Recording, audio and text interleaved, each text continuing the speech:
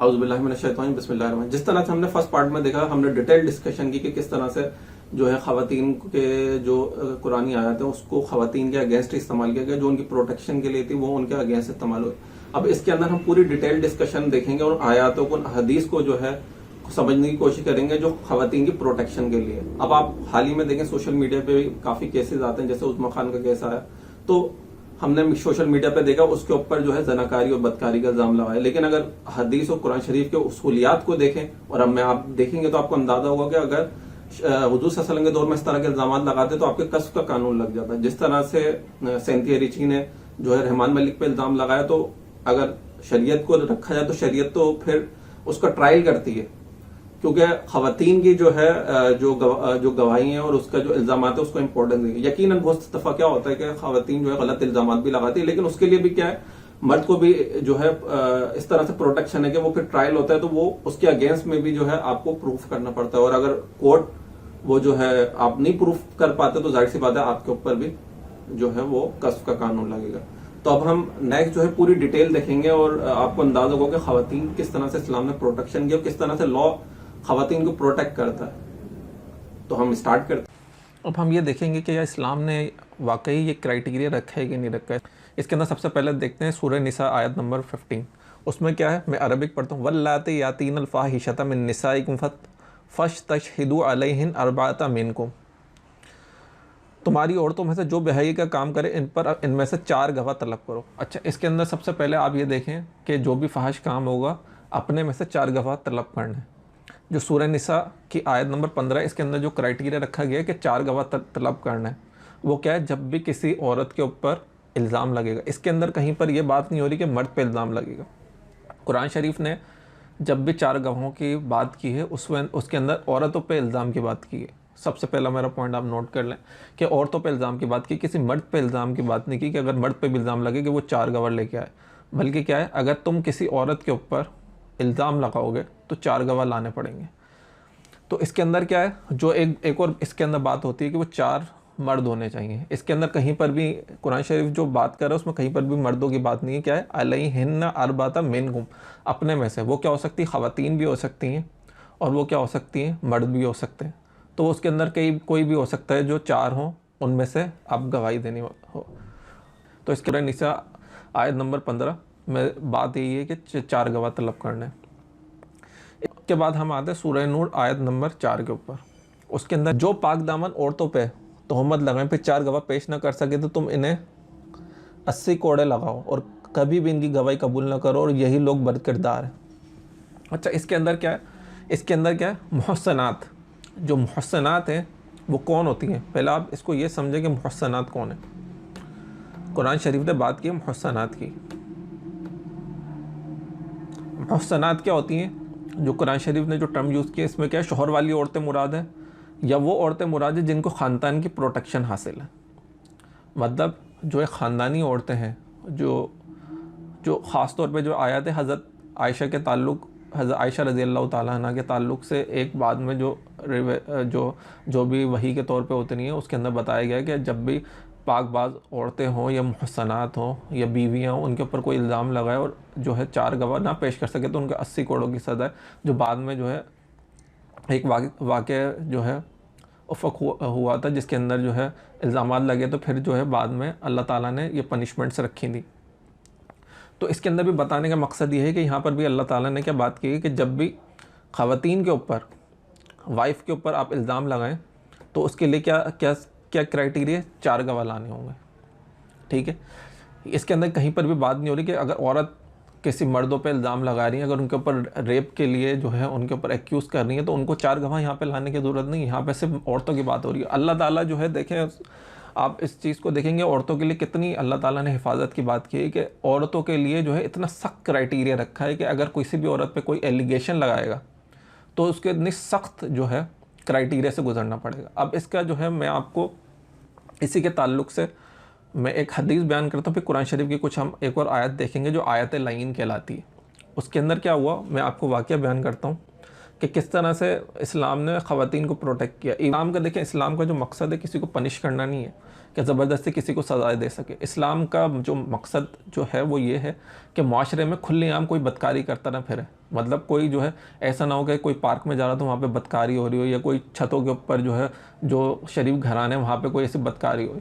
इस्लाम जो है जो बंद कमरों में जो काम हो रहे हैं, जो किसी की नज़रों से ओझल हैं, वो अल्लाह और उनका मामला है। अल्लाह ने अगर उनकी पर्दा पोशी की है अनटिल के वो पब्लिक हो जाए तो वो एक अलग बात है कि उसके ऊपर पनिशेबल है। इस्लाम कभी भी किसी के गुनाहों को नहीं कुरेदता, उनके ऊपर जो है उसके ऊपर डिटेक्शन नहीं करता कि कोई डिटेक्टिव लगाए कि उनके ऊपर जो है उनके बेडरूम्स में जाके जो है वो उनकी हालात देखे। बहुत सारे गुनाहों का ताल्लुक अल्लाह और उस बंदे के अंदर है, लेकिन बहुत सारे गुनाह क्या होते हैं अगर वो पब्लिक हो जाए। क्योंकि अगर आप ये देखें जो लूत अलैहिस्सलाम की कौम जो जिसको कहा गया कि वो फहश काम करती थी जो आज तक किसी ने नहीं किए, तो उसका भी एक रीज़न बताया गया कि वो अपनी महफ़िलों में खुलेआम करते थे, बाज़ारों में करते थे, और जो है एक माशरे में उन्होंने एक जो है उधम फसाद मचा रखा था। तो जहाँ पे भी रहज़नी हो गई, जो बदकारियाँ हो गई, वो खुलेआम बदकारियाँ करते थे। तो इस्लाम का जो सज़ाएँ देने का जो क्राइटेरिया है, जो उसने इतना टफ़ क्राइटेरिया चारगाहों का रखा है, अगर हो जाता है तो वो जब भी हो सकता है कि जब वो कोई क्या है पब्लिक में कोई जो है वाक़या हो जाए। आप किसी पार्क में जा रहे हो और वहाँ पे कोई ख़वातीन और जो है मर्द जो है वो ज़नाकारी में इन्वॉल्व है, तो जब भी ऐसा क्राइटेरिया फुलफ़िल हो सकता है। अदरवाइज़ इस्लाम के तो समझ लें, देखें कितना एक डिफ़िकल्ट कर दिएगा उसको प्रूफ करना।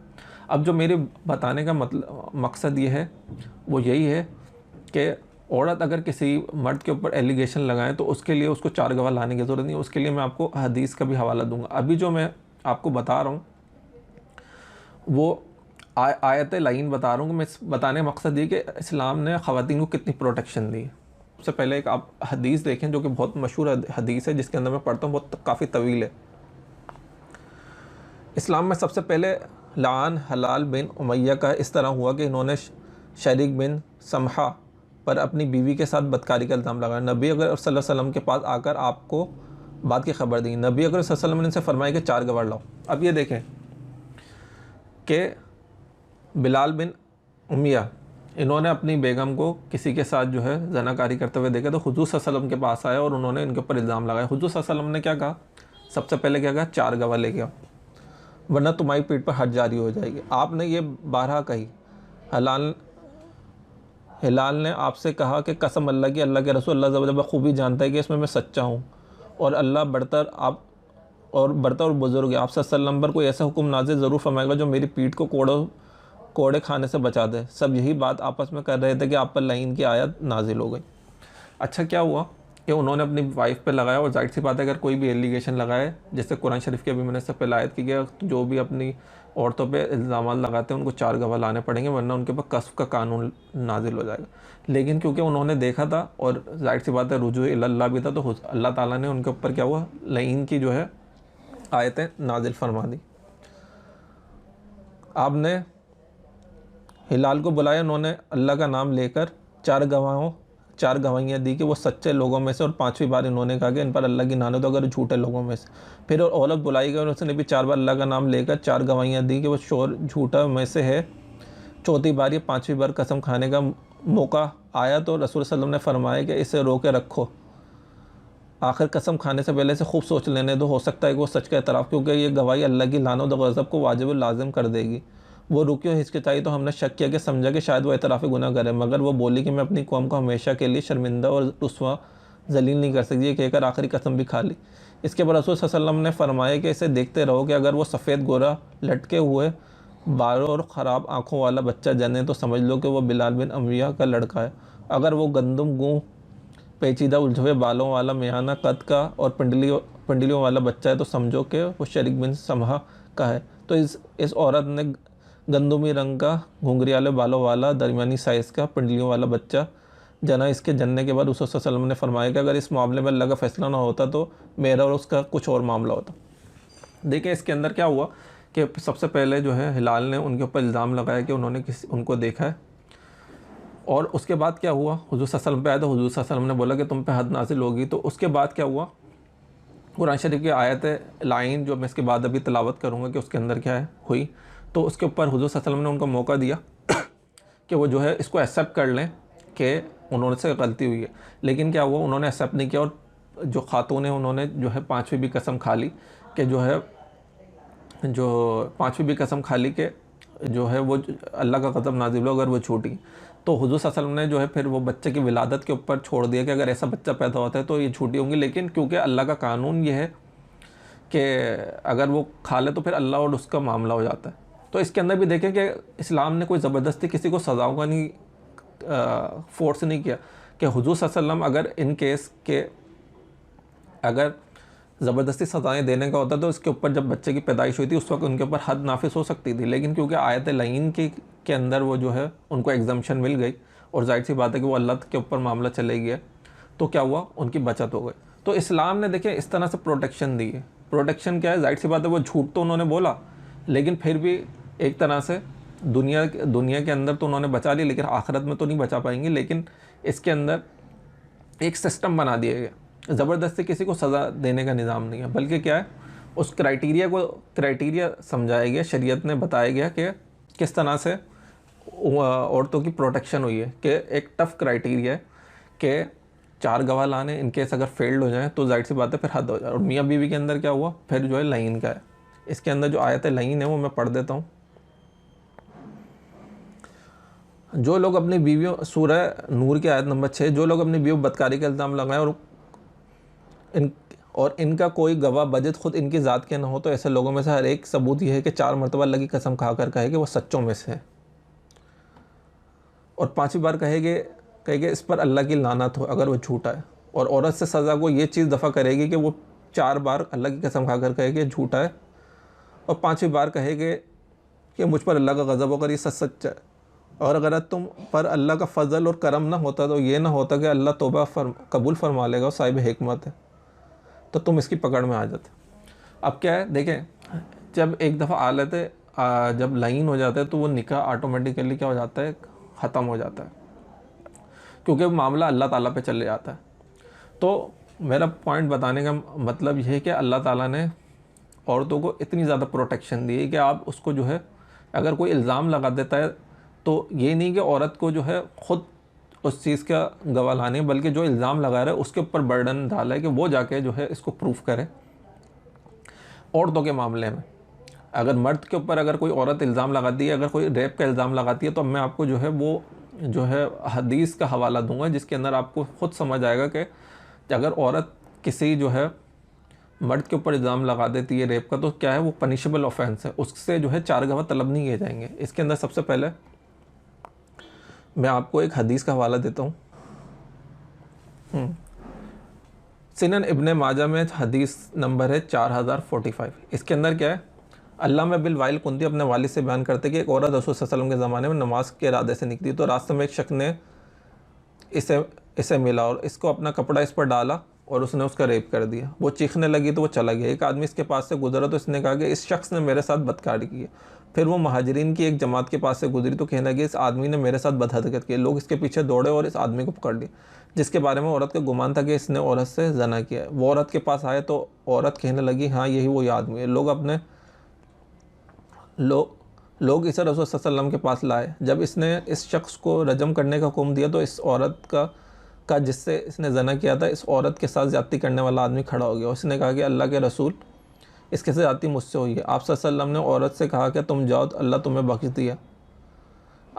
आदमी से भी आप अच्छी बात कही और बदकिरदारी करने वाले आदमी के बारे में हुक्म दिया कि इसको रजम कर दो। अब आप ये देखें इस वाक़े के अंदर हुज़ूर सल्लल्लाहु अलैहि वसल्लम ने जब उस खातून को रेप कर दिया गया तो हुज़ूर सल्लल्लाहु अलैहि वसल्लम ने उससे ये नहीं कहा लाओ 4 गवाह लाओ, कहाँ है वो जो है जो सुई के अंदर धागा या पेनिट्रेशन किसी ने देखा हो। हुज़ूर सल्लल्लाहु अलैहि वसल्लम ने ऐसी कोई बात नहीं की। और एक आदमी पे जो गलत इल्ज़ाम लगा दिया था इसके ऊपर कस्ब का कानून भी नहीं लगाया कि तुमने झूठे लगाए जो है उसके ऊपर तुम पे 80 करोड़ की सज़ा होगी।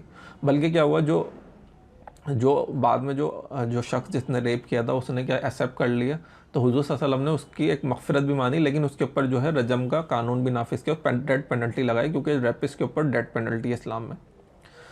उसके अंदर क्या हुआ कि हुज़ूर सल्लल्लाहु अलैहि वसल्लम ने कहीं पर भी 4 गवाह तलब नहीं किए, बल्कि जो है उस औरत की गवाही को ही इम्पोर्टेंट माना। तो बताने का मतलब ये है कि इस्लाम के अंदर जो है जब भी औरत विक्टिम होगी और वो, तो इस्लाम ने उसकी जो है चीज़ को एक्सेप्ट किया है और जो है जो बर्डन है वो मर्द के ऊपर डाला है कि वो अपने आप को जो है इनोसेंट प्रूफ करे, ख़ासतौर पर रेप के मामलात के अंदर। अब इसके बाद मैं आपको एक और जो है हदीस का हवाला देता हूँ कि सही हदीस है, सही बुखारी के अंदर हदीस नंबर है 6830। ये अगर इस्लाम 360 ऐप में जाएंगे तो उसके अंदर उसका हवाला, जाहिर सी बात है कि बहुत सारी किताबें होती हैं तो उसके अंदर हदीस आगे पीछे कुछ नंबर चेंज होती है, लेकिन ये सही हदीस है। इसके अंदर क्या है, हुकूमत के ग़ुलामों में से एक ने हस्सा खम्स की एक बानी से सोबत कर ली, उसके साथ ज़बरदस्ती करके इसके साथ रेप कर दिया, तो हज़रत उमर ने ग़ुलाम पर हद जारी कराई और इसे शहर बदर भी कर दिया, लेकिन बांदी पर हद नहीं जारी की क्योंकि ग़ुलाम ने इसके साथ ज़बरदस्ती की थी। अब ये देखें, इसके अंदर जो है हज़रत उमर ने क्या किया कि एक जब ग़ुलाम ने रेप कर दिया तो इसके ऊपर ये नहीं हुआ क्राइटेरिया कि जो है गवाहों तलब किए गए हों जिसने 4 देखे हों, क्योंकि आप ख़ुद देखें कि इस्लाम एक बात करता है, उसको समझने की कोशिश करें। इस्लाम एक बात करता है कि ख़ास तौर पर रेप के ताल्लुक़ से करें, क्योंकि ये बहुत बड़ा जुर्म है कि एक जो है ज़ालिम जुल्म कर रहा है और लोग देख रहे हैं, उसको रोक भी नहीं रहे, बल्कि इंतज़ार कर रहे हैं कि जब वो कोर्ट में जाएगा तो जब जाके वो गवाही देंगे। तो आप मुझे बताएं उसकी कैसे गवाही हो सकती है, क्योंकि इस्लाम तो एक ये बात करता है, इस्लाम क्या बात करता है, हुज़ूर सल्लल्लाहु अलैहि वसल्लम ने फरमाया कि रसूल सल्लल्लाहु अलैहि वसल्लम, जो शख्स तुम में से बुराई को रोके देखे तो इसे अपने हाथ से बदल दे, और अगर ताकत नहीं तो ज़ुबान से वाजे करे, और अगर इसकी भी ताकत नहीं तो दिल में बुरा जाने। ये ईमान की सबसे कमज़ोर तरीन हालत, ईमान की हालत में से कि सबसे पहले जो है अपने हाथ से रोको या फिर ज़ुबान से रोको, और लास्ट में क्या है, अपने दिल में बुरा जाना। अब कोई शख्स जो है रेप होते हुए देख रहा है, 4 लोग रेप होते हुए देख रहे हैं और उसको रोकने की बजाय क्या कर रहे हैं कि इंतज़ार कर रहे हैं कि वो जो है जब कोर्ट में जाएगा तो होगा। आप खुद सोच सकते हैं कि कितनी एब्सर्ड सी चीज़ है। तो बात ऐसी नहीं है, जब भी रेप का मामला होगा उसको डिफरेंट वे में ट्रीट किया जाएगा, औरत का जो एलिगेशन है उसको इम्पोर्टेंस दी जाएगी। तो मामला इसी तरह से ही इस्लाम ने जब भी रेप की बात करता है तो इस्लाम ने उसको इसी तरह से रखा है। इस्लाम ने इसको इस तरह से नहीं रखा कि वो औरत के ऊपर ही बर्डन ऑफ प्रूफ दिया कि वो अपनी जो है इनोसेंस प्रूफ करे और 4 गवाह लाए, जो कि इम्पॉसिबल है। जब भी रेप का इल्ज़ाम लगेगा, औरत की जो भी उसका एक्यूजेशन है उसको इम्पोर्टेंस दी जाएगी और फ़ौरन से क्या होगा, फिर इन्वेस्टिगेट भी किया जाएगा। मतलब ये नहीं कि जो है किसी के ऊपर अगर इल्ज़ाम लग गया तो उसको फ़ौरन दी, तो नॉर्मल प्रोसीडिंग्स होंगी। लेकिन अगर कोई औरत के ऊपर इल्ज़ाम लगाएगा तो उसको 4 गवाह लाने होंगे। और वो 4 गवाह क्यों हैं? इस्लाम ने औरतों के लिए एक प्रोटेक्शन रखी है, वरना हर कोई अगर उठ के इल्ज़ाम लगाना शुरू कर दे तो ये तो बहुत एक समझ लो कॉमन हो जाएगी। पाकिस्तान में आप देखें तो ये तो किसी की इज़्ज़त को उछालना तो बहुत ईजी है, ख़ास तौर पे जो ख़वातीन की इज़्ज़त होती है बड़ी इंपॉर्टेंट होती है। ख़ानदानों के अंदर कत्लेआम हो जाता है, और एक दफ़ा और ऑनर किलिंग के नाम पे क्या कुछ नहीं होता। इसके अंदर आप ये देखें कि इस कानून को इतना एक्सप्लॉइट किया गया कि इसमें मोस्टली केसेस के अंदर क्या होता है कि फॉर एग्ज़ाम्पल एक मर्द ने अपनी बीवी को तलाक दे दी और उस औरत ने क्या हुआ कि अपनी इद्दत गुजार के दूसरी मैरिज कर ली। तो पाकिस्तान में यहाँ तक हुआ है कि वो आदमी जिसने डिवोर्स दे दी थी उसने क्या कंप्लेन कर दिया कि इसने जो है जना कर लिया है। वो जना किस तरह से, मैंने तो डिवोर्स नहीं दी, बल्कि उसने क्या किया है, मेरे निकाह में होते हुए उससे शादी कर ली है। और क्या होता है इसके अंदर, इस तरह से होता है ख़ानदान के लोग भी क्या होता है झूठी झूठी गवाहियाँ देने के ऊपर आ जाते हैं। और हमने पाकिस्तान के अंदर अगर आप देखेंगे तो ये बहुत नॉर्मल है झूठी गवाहियाँ। हम लोग बनते तो बड़े इस्लामी है, लेकिन हकीकत यही है कि हम लोग जो है चंद हज़ारों के अंदर जो है और अपनी अनाओं के अंदर क्या होता है झूठी गवाहियाँ देते हैं और लोगों की ज़िंदगियाँ तबाह करते हैं। लेकिन इस्लाम एक होती है जो प्रैक्टिस जो माशरे के अंदर चल रहा है नाइंसाफ़ियाँ, एक तरफ होता है इस्लाम की शरीयत। इस्लाम ने औरतों को बहुत ज़्यादा प्रोटेक्ट किया। वो किस तरह से प्रोटेक्ट किया कि जब भी औरत पर इल्ज़ाम लगेगा उसके लिए 4 गवाही लानी पड़ेगी जो भी इल्ज़ाम लगाने वाला है, और फेल्ड हो गया तो उसके ऊपर कस्ब का कानून लगेगा। लेकिन इसके अंदर एक और जो सबसे ज़्यादा मिस इंटरप्रटेशन है वो है सज़ा के ऊपर। जो कुरान शरीफ ने जो 100 करोड़ों की एडल्टरी के ऊपर दी है, वो एडल्टरी पे वो क्या है, जना बिन रज़ा के ऊपर। लेकिन जहाँ पे भी अगर रेप का ताल्लुक आएगा तो इसके अंदर डबल या ट्रिपल पनिशमेंट होगी। इसके अंदर क्या हो सकता है, क्योंकि एक तो उसने जना किया है और ऊपर से क्या किया है, एक फ़साद बर्पा किया। फ़साद क्या होता है कि माशरे में जो एक तवाज़ुन कायम था उस तवाज़ुन को डिस्टर्ब किया है, जो माशरे में इत्मीनान और सुकून पीस था उसको डिस्टर्ब किया। तो उसके अंदर क्या होगा, उसके अंदर डबल सज़ा होगी। उसमें सज़ा क्या हो सकती है, जैसे हज़रत उमर ने क्या किया, जब उसने उसके स्लेव्स के साथ वो किया तो उसके ऊपर हद भी नाफिज की, मतलब 100 लैशेस भी लगाया, उसके क्या हुआ, बदर भी कर दी। दूसरी सज़ा भी दी कि फ़साद फिल अर्द के अंदर क्या आता है कि जो भी लोग फ़साद फिल अर्द करते हैं तो उनके लिए क्या है, कत्ल किए जाएँ, स्लेब दिए जाएँ, या उनके हाथ मुखालिफ सिमतों से काट दिए जाएँ, या तो फिर क्या किया जाए, मुल्क बदर किए जाएँ। तो जब भी रेपिस्ट होगा उसके ऊपर मल्टीपल सज़ाएँ दी हुई हैं। जो भी सख्त सज़ाएँ जो कत्ल किए जाएँ, जो मोस्टली जो तरीका जो हुज़ूर सल्लल्लाहु अलैहि वसल्लम के दौर के अंदर जो रेपिस्ट के ऊपर अप्लाई किया गया, वो क्या कहता है, संसारवादी। वो एक वे है, कत्ल करने का एक तरीका है। अब जो नए दौर के अंदर डिफरेंट वो भी अडॉप्ट किए जा सकते हैं, लेकिन एक तरीक़ों में से एक तरीका है। या तो आप उसको सूली दे दें या संबारिश कर लें। तो रेपिस्ट के ऊपर क्या है, मल्टीपल पनिशमेंट भी हो सकती है सिवियरिटी के हिसाब से। क्या उसकी जो सिवियरिटी है कि वो कितने सिवियर उसने जो है ऑफेंस किया, तो उसके लिहाज से क्या है, उसके ऊपर हद नाफिज होगी। उसके अंदर मल्टीपल पनिशमेंट में क्या हो सकती है कि उसके ऊपर 100 लैशेस भी हो सकते हैं, उसको कत्ल भी किया जा सकता है, उसको शहर बदर भी किया जा सकता है, मुल्क बदर भी, या मल्टीपल पनिशमेंट हो सकती है, इम्प्रिजन भी किया जा सकता है, जो भी काजी उस सिचुएशन के लिहाज से देगी। तो मेरा बताने का मतलब ये है कि जो कुरान शरीफ ने 4 गवाह रखे हैं, वो किस सेंस में रखे हैं, वो इस सेंस में रखे हैं, टफ सिस्टम सोसाइटी में रखा है कि वो औरतें जो इतनी बदकारी पे आगे को खुलेआम बदकारी कर रही हैं।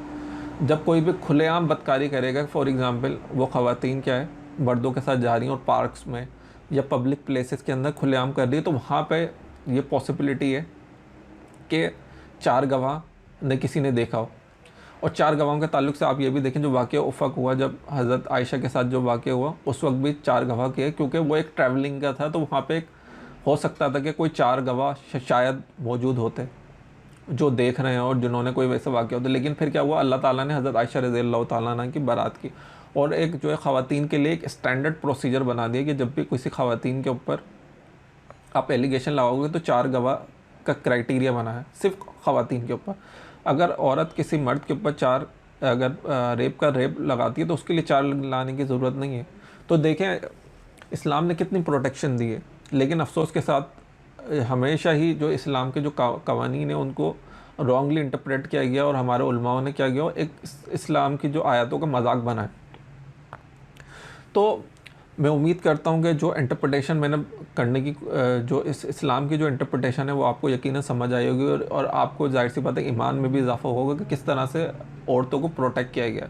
तो इसी तरह की वीडियोस करेंगे और जो है इस्लाम को और समझने की कोशिश करेंगे, और उम्मीद करता हूँ कि अल्लाह मुझे भी तौफीक दे कि हम इस्लाम की जो हिकमत है उसको समझ सकें। वाखिर दवाना अल्हम्दुलिल्लाहि रब्बिल आलमीन।